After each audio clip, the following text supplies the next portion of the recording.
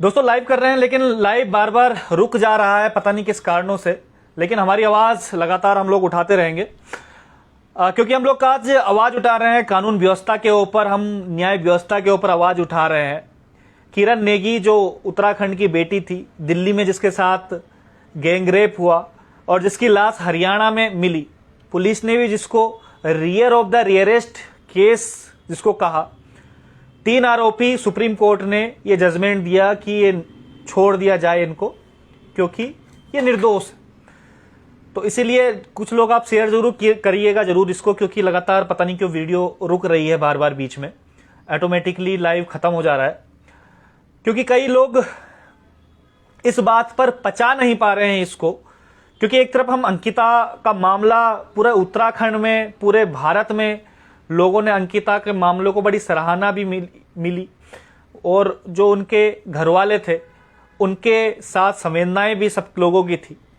लेकिन जो ये किरण नेगी का अभी जो जजमेंट आई है सुप्रीम कोर्ट की तरफ से, तो उससे सबके दिल जरूर टूट गए हैं।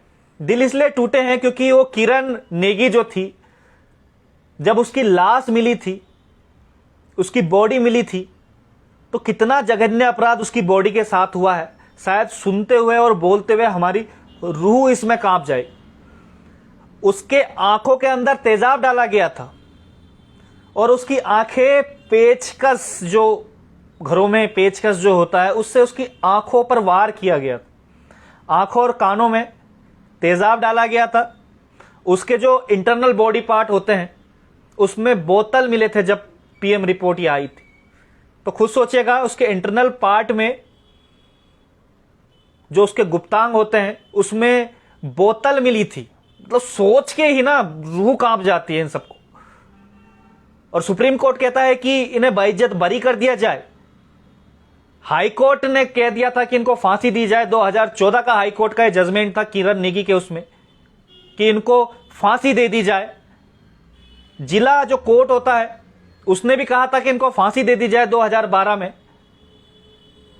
चलिए हमने मान लिया वो निर्दोष थे। उनमें बौद्धिक, एक विनोद नाम का जो लड़का था इन तीनों में से, आरोपियों में से रवि, राहुल और विनोद, उसमें बोला था कि उसमें बौद्धिक क्षमता नहीं थी, वो बौद्धिक अक्षमताओं से पीड़ित था। ये जजमेंट सुप्रीम कोर्ट का इसमें आया।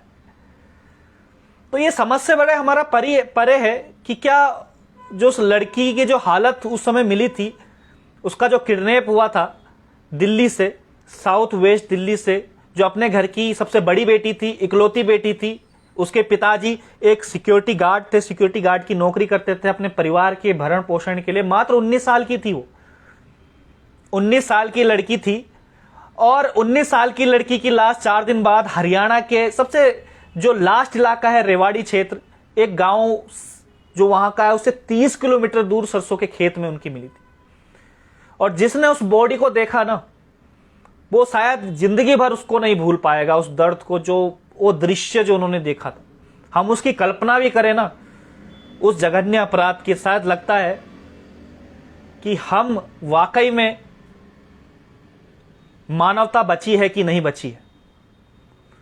तो सुप्रीम कोर्ट का जजमेंट सब मानते हैं कि चलिए सुप्रीम कोर्ट सर्वे सर्वा है, लेकिन कुछ सवालों के जवाब अभी तक सुप्रीम कोर्ट क्यों नहीं दे रही। अगर किरण नेगी के साथ कुछ नहीं हुआ था, क्योंकि सबूत वही थे, गवाह वही थे, और हाई कोर्ट ने उनको बोला फांसी होगी, डिस्ट्रिक्ट कोर्ट ने भी बोला फांसी होगी, लेकिन फांसी नहीं हुई, क्योंकि सुप्रीम कोर्ट ने बाइज्जत उनको बरी कर दी। उनके पिताजी जंतर मंतर पे कई सालों से धरना वहां पर कर रहे थे, लेकिन उस समय राहुल गांधी की भी वहां रैली चल रही थी बगल में, राहुल गांधी ने उन्हें नहीं देखा। उनके पिताजी के जजमेंट हैं, आप सर्च मारिएगा उनके पिताजी की, कहीं ना कहीं वीडियो आपको मिल जाएगी। मैं लाइव में हूं, वरना लाइव में मैं वीडियो दिखा देता जो उनके पिताजी ने कहा है। और ये कहा है कि अरविंद केजरीवाल भी उस समय आंदोलन वहां पर कर रहे थे, जिस समय अन्ना आंदोलन ये हुआ था, क्योंकि 9 फरवरी 2012 की ये बात, उस समय आंदोलन भी चल रहे थे, लेकिन उनकी कोई सुध नहीं ली गई, क्योंकि सब अपनी राजनीति बनाने में, राजनीति पार्टी बनाने में, सत्ता हासिल करने में उस समय मशगूर थे। शीला दीक्षित के पास जब वो गए, उस समय की तत्कालीन मुख्यमंत्री थी, शीला दीक्षित कहती है कि ऐसी घटनाएं तो होती रहती हैं। शायद शीला दीक्षित कि किसी करीबी रिश्तेदार के साथ ये सब चीजें हुआ होता तो शायद तब वो ये बातें, ये वर्ड कहती कि ऐसी घटनाएं तो होती रहती हैं, उनके परिवार में से किसी के साथ ये घटनाएं होती है ना, तब उनको पता चलता है कि ऐसी घटनाएं कैसी होती रहती हैं। उनके पिताजी का ये जजमेंट है, उनके पिताजी ने ये सब कहा है। और क्या बीती होगी उनके घर वालों पर, उनकी मां को जब ये पता चला होगा कि 10 साल बाद 2012 का ये मामला था, 9 फरवरी 2012 का, और आज उसके आरोपियों को छोड़ दिया गया है। हम ये नहीं कहते कि सुप्रीम कोर्ट ने गलत निर्णय लिया है, हम केवल सवाल उठा रहे हैं कि अगर सुप्रीम कोर्ट का निर्णय सही है तो क्या हाई कोर्ट का निर्णय गलत था? अगर वो फांसी पे चढ़ गए होते, अगर वो सुप्रीम कोर्ट नहीं जाते, तो क्या हाई कोर्ट उसके लिए दोषी साबित होता? क्या जो डिस्ट्रिक्ट कोर्ट है वो उसके लिए दोषी साबित होता? गुनहगार कौन है फिर? क्यों उसके प्राइवेट पार्ट में बोतल मिली? क्यों उसकी आंखों में तेजाब थे? क्यों उसके जो बॉडी थी वो सिगरेट से जलाई गई थी? कौन था वो दोषी? इन सवालों के जवाब अगर कोर्ट ने उनको अगर आजाद किया है तो इन सवालों के जवाब देने का औचित्य भी कोर्ट का ही है। या तो हम ये मान के चले कि अंधा कानून है, जिसके पास पैसा, कानून का तराजू भी उसी तरफ झूल जाता है, ये हम मान के चले, क्योंकि सुप्रीम कोर्ट जाने की हर किसी की हैसियत नहीं होती, हर कोई सुप्रीम कोर्ट नहीं जा पाता। और उसके पिताजी तो खुद एक सिक्योरिटी गार्ड की नौकरी करते थे, उसकी मां एक खुद हाउसवाइफ थी, 10 बाई 12 के कमरे में वो लोग रहते थे वहां पर अपना जीवन यापन करने के लिए, क्योंकि उत्तराखंड सरकार ने कुछ नहीं किया जब से उत्तराखंड बना, इसलिए अपना जीवन यापन करने के लिए दिल्ली वो गए हुए थे। और उत्तराखंड सरकार के में अभी पढ़ रहा था जजमेंट, जो उस समय त्रिवेंद्र सिंह रावत थे, उन्होंने भी कहा था कि हम इस बेटी का साथ देंगे, लेकिन त्रिवेंद्र सिंह रावत बोल के वो भूल गए। पुष्कर सिंह धामी ने भी ये बात बोली थी कि हम इस बेटी का साथ देंगे, इसलिए वो भूल गए। उसके बाद घटना होती है निर्भया कांड की, जो पूरे देश में निर्भया एक कानून भी बनता है, लेकिन निर्भया को इंसाफ मिल जाता है, लेकिन किरण नेगी को इंसाफ नहीं मिलता। क्योंकि आप ध्यान से सुनिएगा, क्योंकि उसमें मीडिया ट्रायल नहीं हुआ था, उसमें जनता आक्रोशित नहीं हुई थी, मीडिया ने खबर नहीं दिखाई थी, इसलिए किरण नेगी को शायद इंसाफ नहीं मिल पाया। अगर उस समय भी मीडिया ये खबर दिखा देती, अगर इसमें पैनल बैठ दिए जाते, इसमें डिबेट्स वगैरह होती, लोगों की राय इसमें ली जाती, एक जन आंदोलन इसमें पूरा होता, तो हो सकता था कि किरण नेगी को भी इंसाफ मिल जाता। हालांकि डिस्ट्रिक्ट कोर्ट और हाई कोर्ट ने तो फांसी का ऑर्डर दे दिए थे, लेकिन सुप्रीम कोर्ट में जाते ही पूरा का पूरा तख्ता ही पलट गया, सबको छोड़ दिया गया। अगर वो इतने ही गुनहगार नहीं थे, कोर्ट ने उन्हें छोड़ा है, तो ये भी तो बताएं कि गुनहगार है कौन? उनके पिताजी, उनके माताजी, उनके परिवार वाले किसको गुनहगार माने? क्योंकि सुप्रीम कोर्ट तो सर्वे सर्वा है, सुप्रीम कोर्ट के बारे में कोई टिप्पणी नहीं की जा सकती, सुप्रीम कोर्ट के बारे में कोई कुछ कह नहीं सकता, क्योंकि सुप्रीम कोर्ट सुप्रीम है। लेकिन सुप्रीम कोर्ट का भी ये औचित्य बनता है, ये दायित्व बनता है कि पूरी बात भी बताए कि ये 3 लोग जो हैं वो किस बेस पे छोड़े गए। अगर ये छोड़े गए हैं तो गुनहगार कौन है, और अगर ये छोड़े गए हैं, ये गुनहगार भी नहीं है, तो हाई कोर्ट का वो फैसला गलत है। तो हाई कोर्ट का फैसला गलत है, तो हाई कोर्ट के खिलाफ आपने क्या कार्रवाई करी? हाई कोर्ट के उस जज के खिलाफ क्या कार्रवाई करी? क्योंकि सबूत भी वही थे, गवाह भी वही थे, सब कुछ तो वही था। अब कानून की हम लोग बातें करते हैं, लोकतंत्र की हम लोग बातें करते हैं, कानून व्यवस्था, न्याय व्यवस्था की हम लोग बातें करते हैं।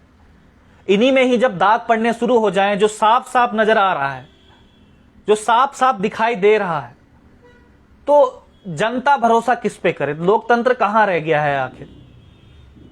कि खाली उसी मामलों में आप लोग जल्दी से जल्दी कार्रवाई करेंगे जब जनता जिसमें बोलेगी, जिसमें मीडिया ट्रायल होगा, जब तमाम मीडिया उस चीजों को दिखाएगी, तब जाके ही आप लोग सड़कों पर आएंगे, तब जाके ही आप सही जजमेंट करेंगे, तब जाके ही आप पर प्रेशर बनेगा।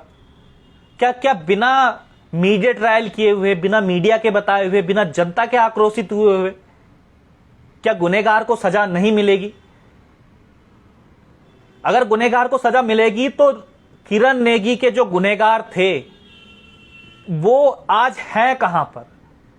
तमाम ये जनता सवाल पूछ रही है। अगर सुप्रीम कोर्ट ने उन्हें छोड़ा है तो वो गुनहगार कहां है जिन्होंने उसके प्राइवेट पार्ट में बोतल तक डाल दी थी, जिन्होंने उसकी आंखें नोच दी थी। हैवानियत देखिएगा ना आप, सुन के ही मन इसमें विचलित हो जाता है। उन्होंने उसके आंखों में तेजाब, कानों में तेजाब, सिगरेट पीते हुए कस। कोई शायद पशु क्रूरता भी इस तरीके से नहीं करता जिस तरीके से एक इंसान, एक 19 साल की उस लड़की के साथ हुआ है। और हम बात कर रहे हैं अंकिता को इंसाफ दिलाने की, अंकिता के हत्यारों को फांसी देने। आपको लगता है कि अंकिता के हत्यारों को फांसी मिल पाएगी? जब इतना बड़ा जघन्य अपराध पे भी वो लोग छूट जाते हैं, तो अंकिता का तो केस मैं बहुत छोटा मानता हूं फिर उसके बाद। लेकिन हम सबकी ये जिम्मेदारी है कि आवाज जरूर हम उठाएं और इस पे पुनर्विचार याचिका हम लोग जरूर डालें और सब मिलकर एक आवाज जरूर उठाएं। उस किरण नेगी जो उत्तराखंड की ही बेटी थी, 19 साल की थी वो उस समय 2012 में, जब उसके साथ ये जघन्य अपराध हुआ। उसका कसूर केवल इतना था कि वो एक लड़की थी, वो अपने परिवार के भरण पोषण के लिए जॉब करती थी। जो अंकिता की गलती थी वही गलती किरण नेगी की भी थी। तो आज ये पूरा सवाल जो खड़े हो रहे हैं वो न्याय व्यवस्था, कानून व्यवस्था के ऊपर खड़े हो रहे हैं, क्योंकि एक परिवार का जो व्यक्ति है वो अपनी बेटी को अब बाहर भेजने से भी डरेगा। जिस प्रकार की